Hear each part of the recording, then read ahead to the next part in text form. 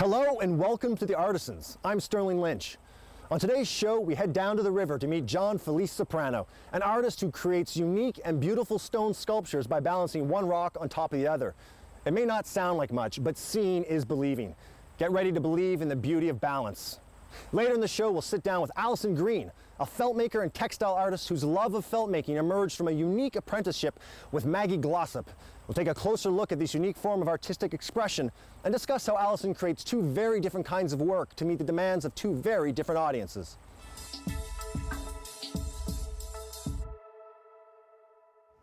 Well, hello, John. Welcome to the show.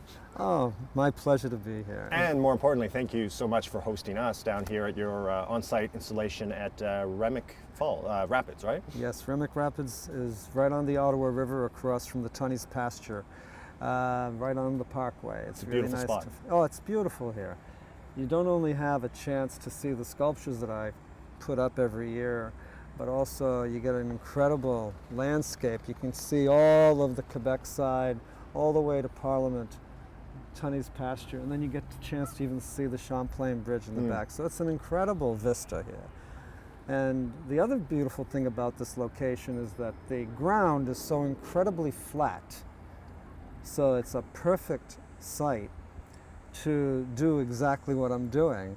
And then at the same time, all these rocks are from the site. So again, it's like as though the whole site was predetermined somehow to become used for such a project as what's unfolded here. I understand that the location of the site is important to what you do, but what exactly is it that you do here?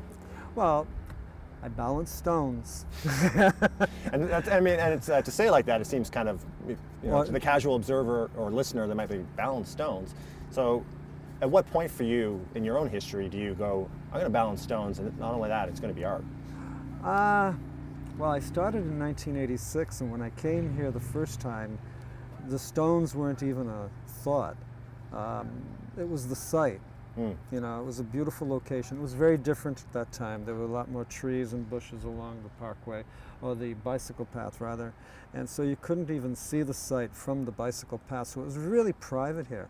And I found it one day back in '86, and I said, what a great place just to meditate, be quiet, and enjoy the sound of the rapids, and just to be alone with nature, right? But when I came back a few weeks later, the river, being that it's such a flat space, the river had receded substantially, and then I started to see the rocks popping up from the water. So being an artist all my life, you know, the form of the stone, the coloring, the texture, all those elements were curiously interesting. So I just started to turn the rocks so I could, you know, put them up on their edge and have a look at them. And without realizing it, I had then put them into a line to have a better look at them, like a lineup. And then when I stepped back and I looked at it, I realized I had mimicked the landscape of the city. So that was the seed of inspiration right there. It was like, oh, so this energy or this place is talking to me. And I didn't even realize it, I didn't hear it, I didn't feel it. All of a sudden then when I saw what I had done, I realized that there was something going on that I had to learn about. So when I came back, I started to explore what the rocks were like, you know, what they were like. And then as it happened, I started to stack them at first, rather small stuff, nothing too large. And then eventually I started applying some shims to get them to shape up in a particular way.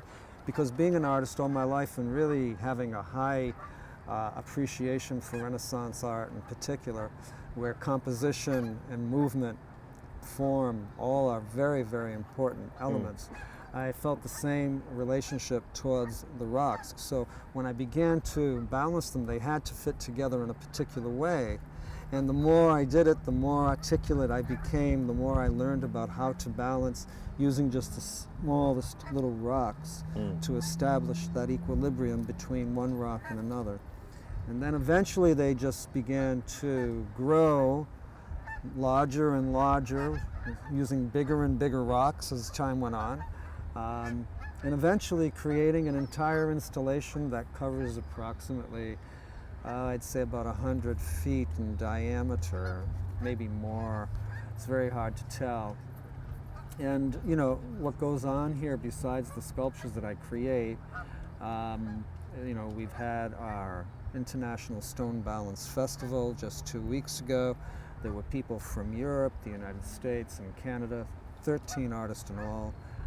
Each person had a designated space. The project, the festival, turned out to be an incredible success, received really tremendous financial support from the community and commercial interest in the city. We were fed well, and everything went just incredibly perfect. It was our second International Stone Balance Festival. Our first one was held in Ancona, Italy, back in April. So, you know, this integration of the art form being collected into one place where people are coming in from all various parts of the world, with each person carrying their own style of stone balance, and then just, in a sense, absolutely validating the art form by the incredible variety that was realized within the group, which now numbers over 1,000, and we're worldwide. So, well, that's, I mean, you've gone through, you took us through quite a story arc there, from a guy lonely or meditating out by the river, putting rocks together, to a festival which you have hundreds of... there were thousands of people. Thousands of people. So honestly, did you find that the community already existed once you started looking outside Ottawa, or is that something that you've built over the years? It's something that I learned about over the years. I wouldn't never take credit for building it.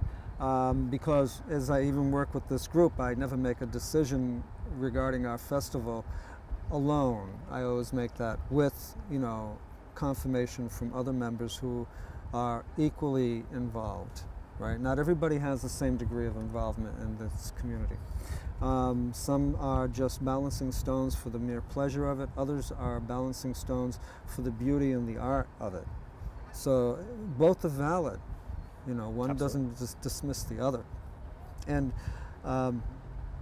the first time I learned about there being other artists who were pursuing this art form was about 7 years ago, when a gentleman who runs a magazine in Santa Fe, New Mexico, by the name of Stone Nexus, you know, Stone Foundation, this is the name of the organization that he operates.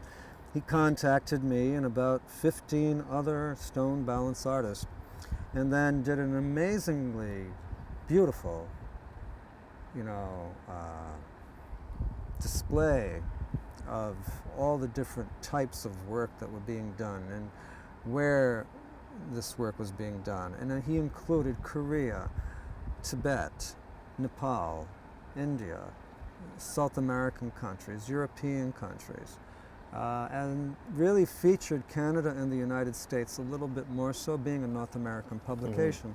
And that's when I learned about a lot of the people that I'm now in association with.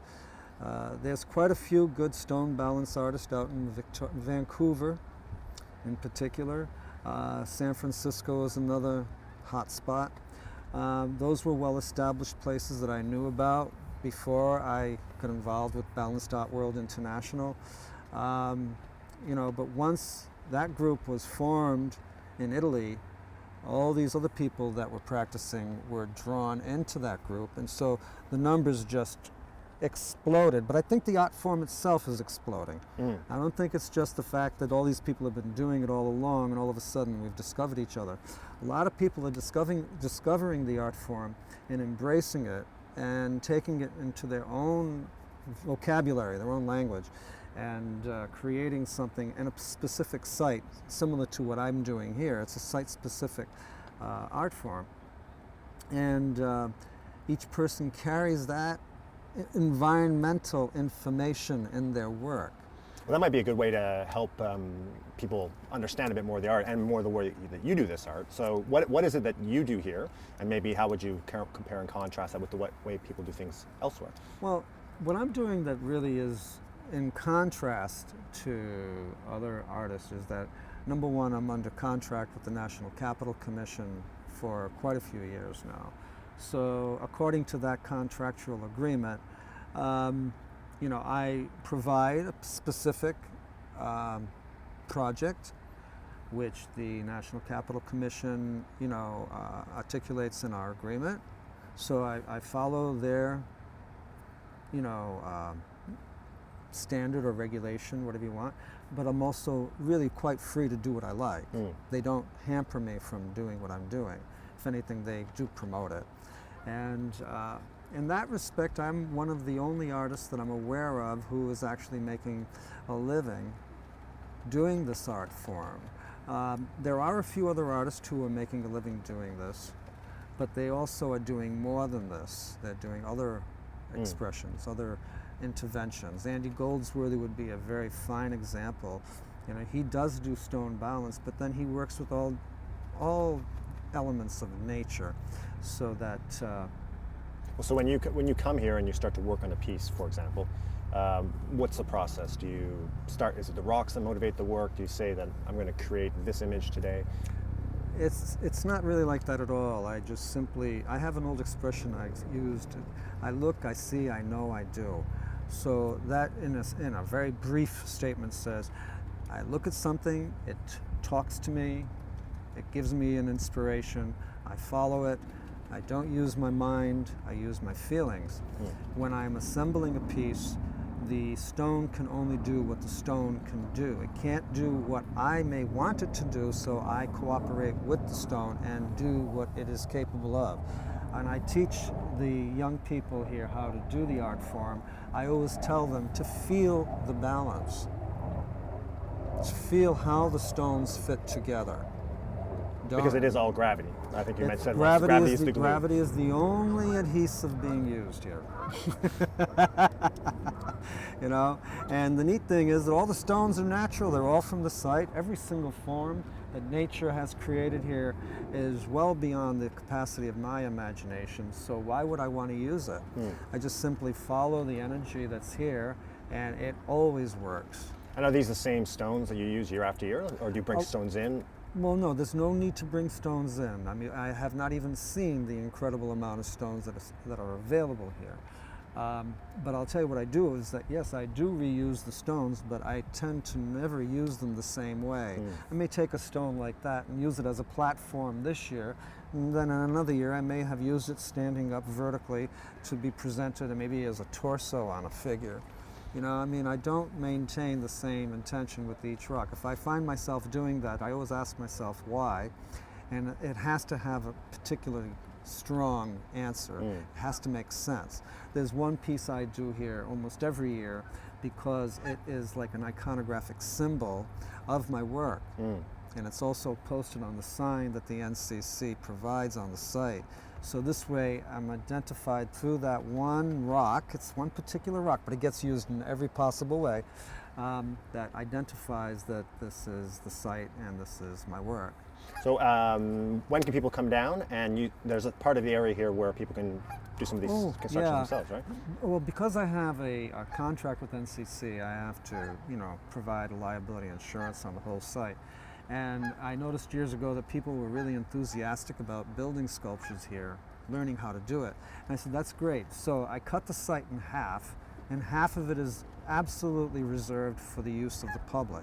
The other half is specific to the installation that I'm obliged to do with the National Capital Commission. And they can come down any time during the summer? Oh yeah, the only restriction is that on Sundays, of course, there's Sunday Bike Day, and if you're driving a car, you don't have access until 1 o'clock. Okay, that's good. The other restriction is that the park is locked up every night at 10 p.m. The NCC also provides security. They have their conservation officers patrolling the site regularly, not necessarily just for security purposes, but that's their job. Yeah. That's what they do. Well, thank you. And it's your job to be down here working, and thank you so much for letting us share this space with you and talking today. Pleasure, Sterling. Nice talking to you, too. Next up, Allison Green, a felt maker.